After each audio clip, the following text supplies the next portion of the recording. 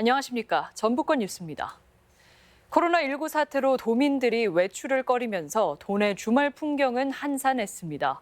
약국에서는 마스크 구매 문의가 잇따랐고 도 보건당국은 코로나19 전북 지역 확산 방지를 위해 종교 모임 자제를 거듭 강조하고 나섰습니다. 강동엽 기자입니다. 전국적인 코로나19 확산세에 도내 관광 명소는 좀처럼 기지개를 켜지 못하고 있습니다.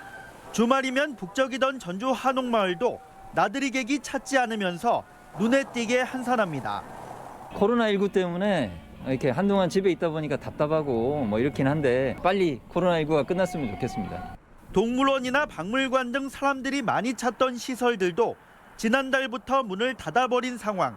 상인들은 길어지는 코로나19 사태에 답답함을 넘어 초조한 마음을 감추지 못합니다. 좀이라도 이제 팔려고 아마 집에 노르니 한 10원이라도 팔려고 나왔는데 안 되네요. 일절 없어요. 마스크를 살 수 있는 약국에는 주말에도 방문객이 이어졌습니다. 하지만 한정된 물량 탓에 아쉬움 속에 발길을 돌리는 시민들이 잇따랐습니다. 사람들이 편리하게 살 수 있었으면 좋겠어요. 쓰던 거 또 쓰고 보면 어떤 세균이 묻어 있을지는 모르잖아요. 도 보건당국은 코로나19 확산을 막기 위해 다시 한번 도민들의 협조를 당부하고 나섰습니다. 안내 문자 등을 통해 내일 종교활동 등의 모임 자제를 호소했습니다. 사람 간의 접촉을 최소화시키는 게 정말 중요합니다. 단체 모임이나 그런 부분을 연기 또는 자제를 권고하는 사항입니다. 도민들은 코로나19 사태가 하루빨리 마무리돼 인파로 북적이던 주말 풍경을 되찾기를 희망했습니다. MBC 뉴스 강동엽입니다. 도내에서 완치된 확진 환자가 2명으로 늘었습니다. 전라북도는 도내 두 번째 확진 환자의 직장 동료로 치료를 받던 30대 남성이 2차례에 걸친 코로나19 검사에서 음성으로 나와 군산의료원에서 퇴원했다고 밝혔습니다. 이로써 격리병상에서 치료를 받는 전북 확진 환자는 5명으로 줄었으며 추가 환자가 발생하지 않으면서 자가격리 중인 접촉자도 30여 명으로 집계됐습니다. 코로나19 여파로 군산항 물류가 급감하면서 하역과 물류업계가 극심한 피해를 보고 있습니다. 부도의 대규모 고용 위기까지 내몰리고 있어 정책적인 지원이 필요하다는 목소리도 높습니다. 송인호 기자입니다. 군산에서 중국 석도간을 운항하는 군산국제여객터미널 국제여객부두. 평소에는 고층 빌딩 높이로 컨테이너가 쌓여 있었지만 지금은 군데군데 빈자리와 함께 중장비도 멈춰섰습니다. 코로나 여파로 군산 중국 간 물동량이 크게 줄었기 때문입니다.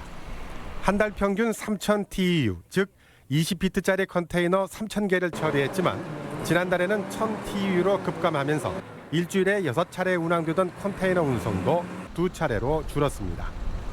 물동량이 평소 30%로 줄면서 하역과 운송업체들까지 개점 휴업 상태입니다. 내륙 운송하는 운송사들 파급 효과가 아주 크고요. 내륙 운송 물동량 자체도 지금 30%로 감소한 상태입니다. 상당수 화물이 다른 나라로 재선적되는 환적항 역할을 해왔는데 일본이나 동남아 지역도 코로나19에 비상에 걸리면서 환적 물량도 거의 사라졌습니다. 상공회의소는 긴급 지원을 호소했습니다. 기존의 대출과 맞물리면서 대출할 수 있는 금액이 굉장히 줄어듭니다. 정부가 직접 보증을 서거나 직접적인 위기 극복할 수 있는 지원금을 확대해주면 군산항에는 90여 개 업체에 5천여 명이 하역과 수송 등 물류 업무에 일하고 있는데 언제 정상화될지 모를 코로나 여파에 따른 물동량 급감으로 심각한 고용 위기에 내몰리고 있습니다. MBC 뉴스 송윤호입니다. 코로나19 피해를 최소화하기 위해 도내 시군이 다양한 대책을 추진합니다. 정읍시는 골목 상권 회생을 위해 지역 상품권 할인율을 6%에서 8%로 늘리고 매주 수요일 공무원 전통시장 장보기와 구내식당 휴무를 확대 시행하기로 했습니다. 순창군도 상품권 할인율을 7%에서 10%로 높이고 환전 수수료도 없애기로 했으며 고창군은 소상공인 상하수도 요금을 3월 한 달 동안 30% 감면해 주기로 했습니다. 정의당 비례대표 경선에서 전북 인사들이 대부분 당선 가능성이 낮은 순번에 배정됐습니다. 어젯밤 발표된 정의당 경선 결과에 따르면 염경석 전북도당 위원장은 경쟁부문 24번에, 강상구 전 대변인은 순위 밖에 배치돼 당선 가능권에서 벗어났습니다. 전주 출신의 김용준 변호사도 22번을 받아 당선권에서 멀어졌으며 남원 출신의 조성실 전 정치하는 엄마들 대표는 13번으로 총선 결과에 따라 비례 당선을 노릴 수 있게 됐습니다. 자동차 휠 생산업체인 ASA 완주 공장에서 노사 간 충돌이 빚어졌습니다. 오늘 오후 3시쯤 완주 봉동읍 ASA 공장 앞에서 설비 반출을 놓고 노조원과 용역업체 직원 간의 몸싸움이 벌어져 노조원 1명이 다쳤습니다. 민주노총 ASA 노조는 사측의 노조 파괴 행위를 문제 삼아 천막 농성 중이며 지난해 12월에는 공장에서 이주 노동자가 숨지는 사고가 발생했습니다. 인삼이 싹 트는 시기가 2주 정도 빨라져 저온 피해가 우려됩니다. 농촌진흥청은 올 겨울 따뜻한 날씨로 인해 인삼의 싹이 올라오는 시기가 예년보다 15일가량 빠를 것으로 예상된다며 철저한 보온 관리를 당부했습니다. 농진청은 지난달 중순 인삼 생육조사에서 전북은 40% 정도가 싹트기 전 단계를 보였다고 발표했습니다.